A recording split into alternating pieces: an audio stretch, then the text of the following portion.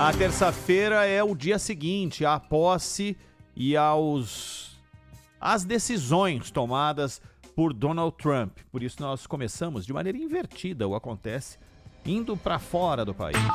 Linha Internacional. Com Eduardo Barão. Fala, Barão. Olá, Ronaldi. Boa tarde para você, para todo mundo também aí no Brasil. Nós voltamos a falar aqui de Washington, onde logo mais à tarde o presidente Donald Trump vai se reunir com congressistas e seu partido após tomar posse. Os republicanos, que têm maioria na Câmara e no Senado, são considerados fundamentais para garantir que as decisões do presidente se sustentem. Trump não perdeu tempo e logo de cara assinou centenas de decretos. O presidente eleito revogou mais de 70 medidas do governo Biden, determinou a saída dos Estados Unidos da Organização Mundial da Saúde, impôs tarifas em parceiros comerciais e medidas que ampliam a capacidade energética do país. A maior parte das mudanças tem relação com a crise migratória. Trump decretou situação de emergência na fronteira com o México e determinou que as Forças Armadas retomem a construção do muro que separa os países. A mudança mais polêmica é a retirada da cidadania imediata de bebês nascidos nos Estados Unidos, que os pais estejam em situação irregular. O decreto deve enfrentar ações na justiça e pode ser barrado nos tribunais.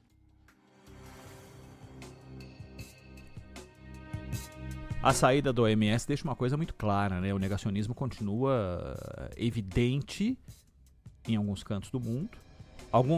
Em alguns cantos de maneira muito forte, outros de maneira dividida, mas ele está aí, mesmo que fique tudo tão claro aquilo que vivemos a partir do início de 2020. O presidente Donald Trump afirmou com relação ao Brasil que quer ter uma grande relação conosco, mas deixou claro que se os BRICS for adiante com a ideia de reduzir o papel do dólar no comércio, os países do bloco sofrerão tarifas de 100% contra seus produtos para entrar no mercado americano. Falamos amplamente desse assunto aqui no Bandeirantes Acontece há muito tempo. Lembram quando Trump era candidato e ele disse que se o mundo deixasse de ter o dólar como moeda indexadora, isso era o mesmo que perder uma guerra. Foi o que ele disse. E está aí isso evidenciado no que diz respeito aos BRICS. E porque ele não quer, porque o objetivo, obviamente, é que não haja um outro bloco que não tenha os Estados Unidos como líder.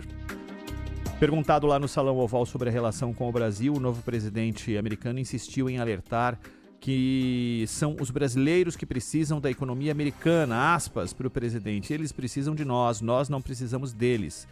Todos precisam de nós, disse nessa fala limitadamente arrogante. O foco de Trump ao falar com jornalistas foi o plano do BRICS de tornar, usar a moeda de cada país para o comércio entre esses mesmos. E o Trump falou, não há como fazer isso, vão desistir. Este ano o Brasil preside o grupo de países emergentes. É o ano do posicionamento do Brasil, sem dúvida, ao presidir os BRICS e a tomada de decisão. E que em determinado momento, interlocutores brasileiros dizendo que era importante sentar com os americanos para discutir relações do BRICS, o que é um completo contrassenso. Afinal de contas, esse é um bloco do qual os Estados Unidos não fazem parte. A facilitação dos fluxos de exportação é uma das prioridades, com planos para avançar o uso de moedas locais para intercâmbios. Para os republicanos, isso ameaça o papel do dólar no mundo. O americano mostrou o desconhecimento do BRICS, dizendo que o bloco teria uns 6 ou 7 países. Hoje o grupo conta com 10 países oficiais e com mais de 40 candidatos a entrar. É importante que isso fique bem claro. Mais cedo, o presidente Lula sinalizou que não quer uma disputa com os Estados Unidos. Tem gente que fala que a eleição do Trump pode causar problema na democracia mundial. O Trump foi eleito para governar os Estados Unidos e eu, como presidente do Brasil, torço para que ele faça uma gestão profícua, ele disse isso ontem, para que o povo americano melhore, para que os Estados Unidos continuem a ser um parceiro histórico do Brasil. As falas de Trump, indicando que os Estados Unidos não precisariam do Brasil, contradizem as relações comerciais entre os dois países. O presidente fez essas afirmações que eu citei aqui. Segundo Leonardo Trevisan, professor de Relações Internacionais da SPM, o comércio entre os países cresceu nos últimos anos e tem uma relação de confiança. Com as lideranças empresariais americanas, nós temos contatos de décadas. Segundo, nós somos um fornecedor confiável. Terceiro, nos últimos 3 anos, nós recuperamos projeção na integração de cadeias produtivas. As exportações brasileiras para os Estados Unidos em 2024 cresceram 9,8% em relação a 2023. Então nós temos um ativo comércio com eles. As importações, idem. Nós estamos com um crescimento isso significativo. Em entrevista à Rádio Bandeirantes, o professor afirmou que, apesar da proximidade comercial, a relação entre chefes de Estado deve ser conturbada. A troca de críticas públicas entre Lula e Trump e uma mudança no cenário partidário dos Estados Unidos pode ser determinante para um afastamento político. Nós perdemos um tempo precioso nessa aproximação. Eu não sei se nós conseguimos estabelecer vínculos. Eu não sei se nós estabelecemos algum tipo de aproximação. Porém, eu penso que o Brasil tem vínculos com os Estados Unidos que são muito sólidos, do ponto de vista até mesmo militar. Há uma interlocução muito forte também, inclusive por causa da ONU, exatamente, de diplomacia brasileira com a diplomacia americana. Eu penso que tudo isso vai contar. Agora, o Partido Republicano, que era com o qual o Brasil tinha mais acesso e que toda a diplomacia americana mais conservadora é do Partido Republicano, não existe mais. Nós temos que reconhecer que os Estados Unidos hoje são dirigidos por uma realidade política nova. Para Trevisan, outro fator que deve ser monitorado é a capacidade de Trump de colocar em prática projetos polêmicos. Segundo o professor, o novo presidente sabe como agradar os apoiadores durante discursos, mas muitas ideias podem não sair do papel nos próximos 4 anos. Quanto de tudo isso vai se manter? Essa é a questão. Durante os 4 anos do primeiro mandato, Trump era recebido toda vez que ia fazer algum encontro popular, que iria perto das suas bases, por um grito único, sempre o mesmo: erga o muro, erga o muro. Durante 4 anos eles gritavam exatamente isso.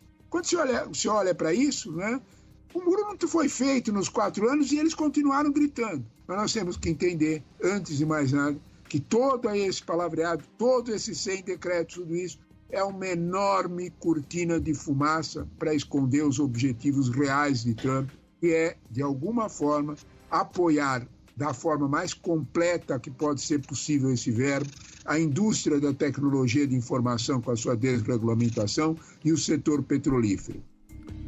Até porque deixou claro que o setor petrolífero é o alicerce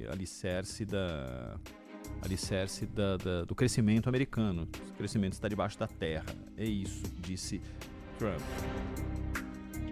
A presidente do México, Claudia Sheinbaum, enfatizou hoje que defenderá a soberania e a independência de seu país, mas também buscará o diálogo com o presidente dos Estados Unidos, Donald Trump, um dia depois dele ter iniciado o novo mandato com uma enxurrada de decretos, incluindo medidas para conter a imigração. Sheinbaum acrescentou que o governo dela agirá de forma humanitária em questões de imigração e, ao mesmo tempo, também se comprometeu a repatriar migrantes estrangeiros para seus países de origem.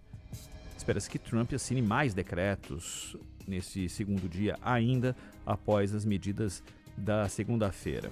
Em sua coletiva de imprensa regular pela manhã, Sheinbaum observou que os decretos de Trump, incluindo um que declara a imigração ilegal na fronteira entre os Estados Unidos e o México como emergência nacional, se assemelham às ações que ele tomou durante o primeiro mandato, coisa que acabou de dizer o professor Trevisan. Ela também reiterou que o governo buscará coordenação em segurança e outros assuntos com o vizinho do norte, os Estados Unidos, e que está comprometida com a revisão dos termos comerciais em 2026. Lembrando que há um decreto, né, mudando o nome do Golfo do México para Golfo da América, Golfo dos Estados Unidos. Entre as coisas mais constrangedoras, entre tantas que vimos, foram algumas declarações, postagens de governadores de estado, para falar o mínimo, né, de pessoas falando sobre a posse como se fosse algo que romperia fronteiras. Estarei atento e já printei todas essas postagens. É tudo questão de posicionamento e para não perder o engajamento com grupos. Não há a menor dúvida, Vamos ver quando estiver se aproximando das eleições de 26 se esses mesmos estarão com essa verve. Além daqueles que foram, esses são os que estão aqui, fora aqueles que estiveram lá nos Estados Unidos para que a vergonha fosse internacional.